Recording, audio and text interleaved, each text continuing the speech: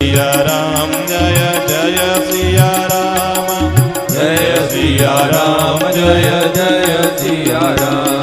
उछल करी तारे होता सुव्रत, प्रभु सुर कारज की।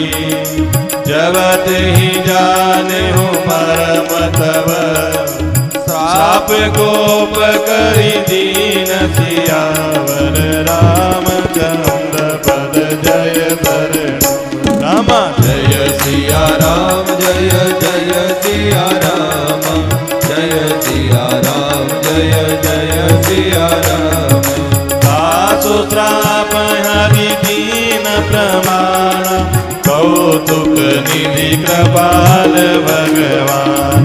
कहा जलंधर रावण भयउ, रणहति राम परम पद दयउ। एक जन्म कर कारण हम, जिहि लगी राम धरी नर देहा। कथि अवतार कथा प्रभु केरी, सुनि मुनि बरनी कवि न गनेरी। नारद श्राप दीन एक बार, कल्प एक तेहि लगी अवतार।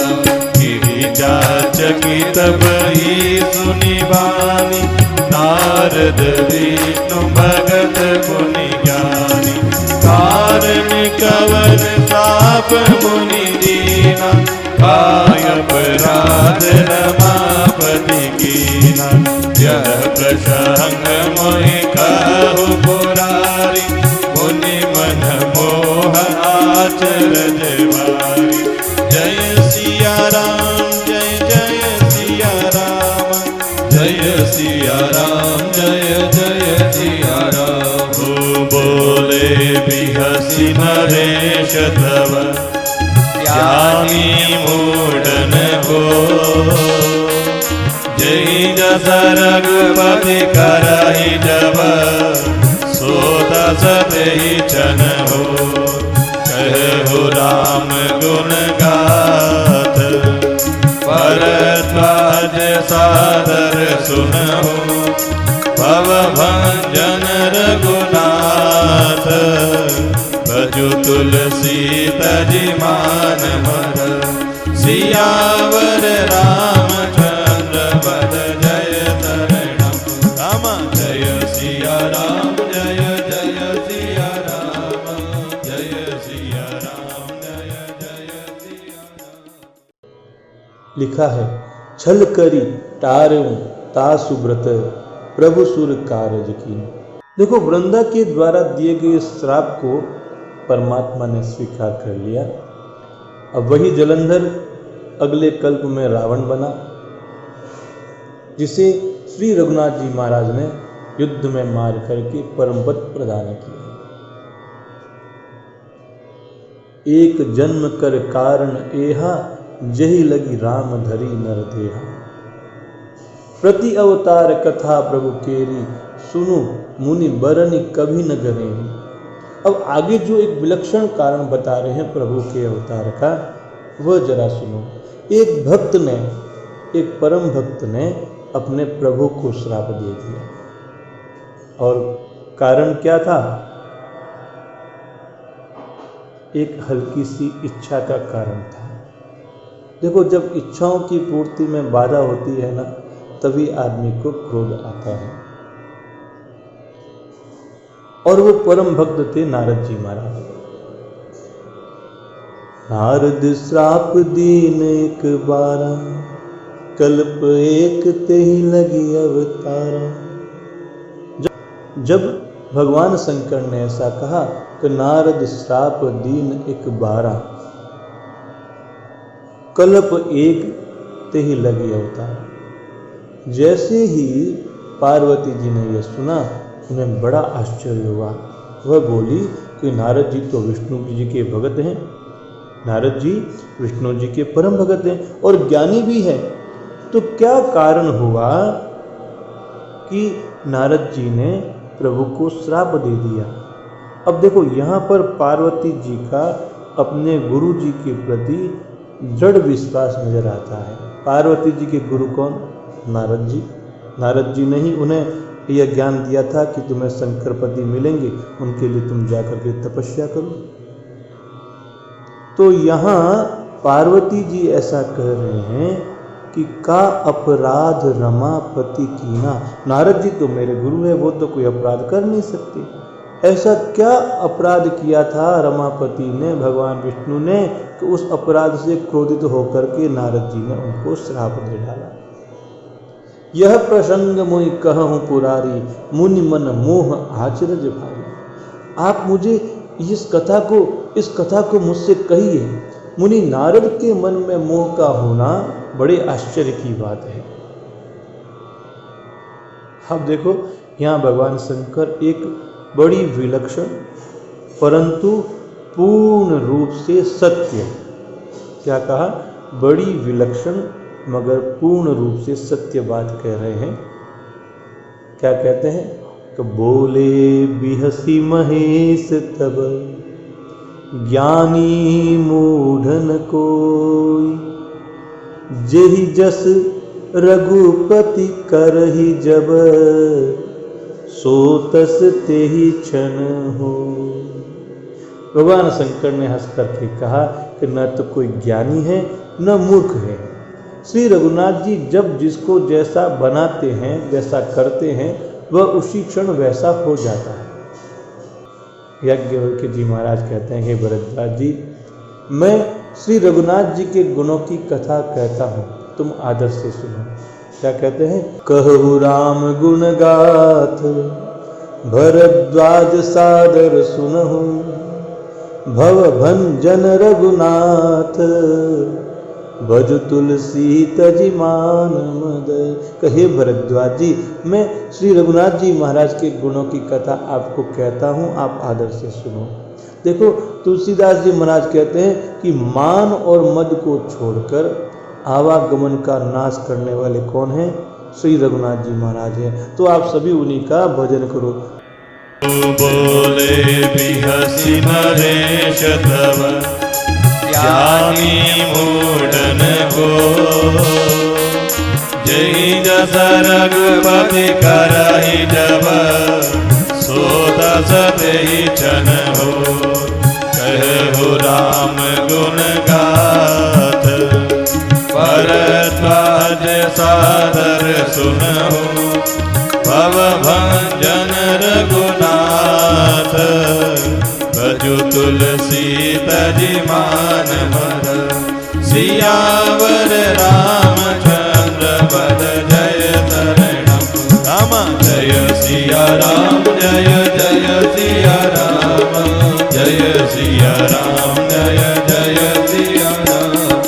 हिमगिरि गुहा कयति पावनि, बह समीप सुर सरी सुहावन। आसम परम पुनीत सुहावन, एकी देव ऋषि मनयति भावन। निरखि शैल सरि विपिन विभागं, भयउ रमापति पद अनुरागं। सुमिरत हरि साप गति बारी, सहज विमल मन लागी समाधि। मुनि गति देखि सुरेश डेराना, काम ही बोल कीन तन माना। सहित सहाय जाहु मम हेतु, चले हो हर्षि जल चर केतु। सुनासी रमन बहुवसी त्रासा, चहत देव ऋषि मम पुरवासा। एका मिलो लोप जग माई, कुटिल का करिव सब डेराई।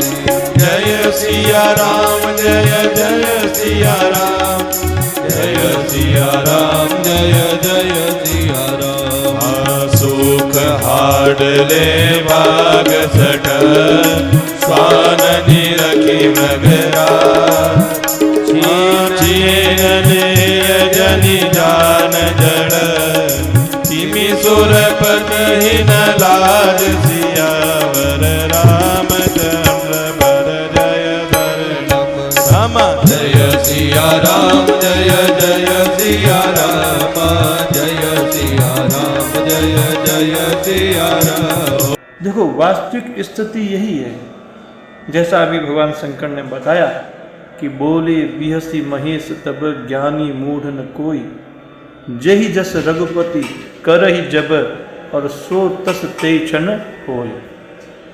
तो व्यक्ति के पास जो कुछ भी उसकी अच्छाई है, चाहे वह धन के रूप में प्रतिष्ठा है, चाहे वह ज्ञान के रूप में प्रतिष्ठा है, चाहे वह किसी सामाजिक क्षेत्र में प्रतिष्ठा है, वह सभी परमात्मा की कृपा के कारण ही है।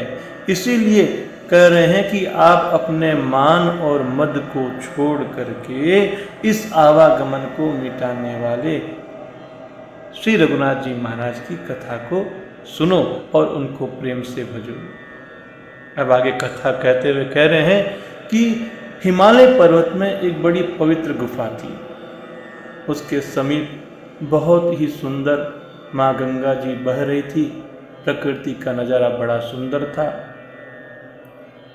वहाँ एक सुंदर आश्रम को देखा। उसको देख करके नारद जी को बहुत अच्छा लगा। उस आश्रम के पास में सुंदर नदी बह रही थी। बहुत ही सुंदर वृक्ष आच्छादित पर्वत थे।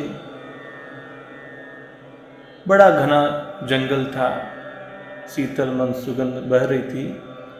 तो नारद जी महाराज ने इस प्रकृति को देख करके इस प्रकृति के निर्माता भगवान विष्णु का चिंतन किया, भगवान लक्ष्मीकांत का चिंतन किया और नारद जी का प्रभु के चरणों में प्रेम हो गया।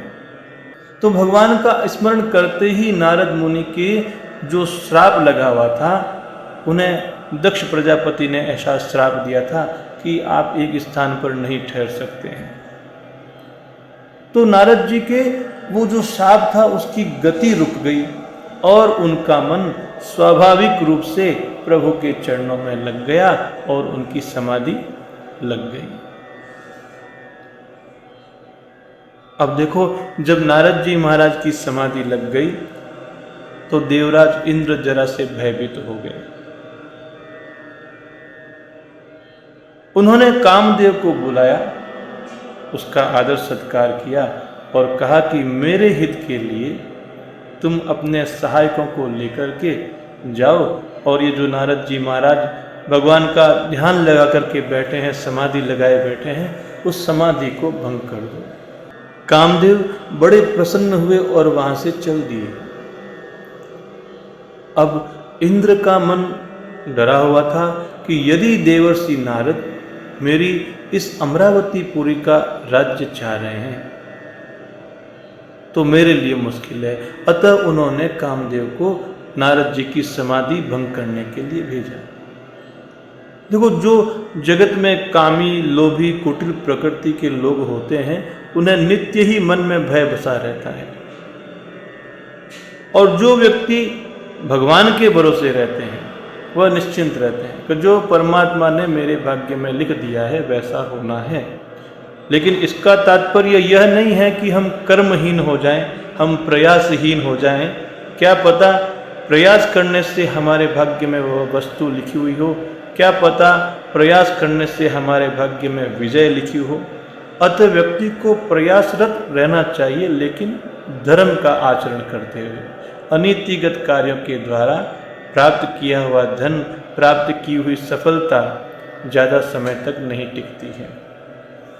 इंद्र जो हैं वह बड़े भयभीत थे। जो लोग जगत में कामी और लोभी हैं वे कौवे की तरह सबसे डरते रहते हैं। अब देखो, तुलसीदास जी महाराज ने यहाँ उदाहरण भी दिया है कि सूख हाड लई भाग सठ, स्वान निरखी मृगराज, छीन लेय जन जान जड़, तिमि सुरपति हीन लाज। कि जैसे कुत्ता सिंह को देख करके सूखी हड्डी लेकर के भाग जाए और वह मूर्ख ऐसा समझे कि कहीं उस हड्डी को सिंह मुझसे छीन न ले, हैं? वैसे ही इंद्र जी को नारद जी मेरा राज्य छीन लेंगे ऐसा सोच रहे हैं, ऐसा सोचते हुए क्या उन्हें लाज नहीं आई? बोलो सियावर रामचंद्र भगवान की जय।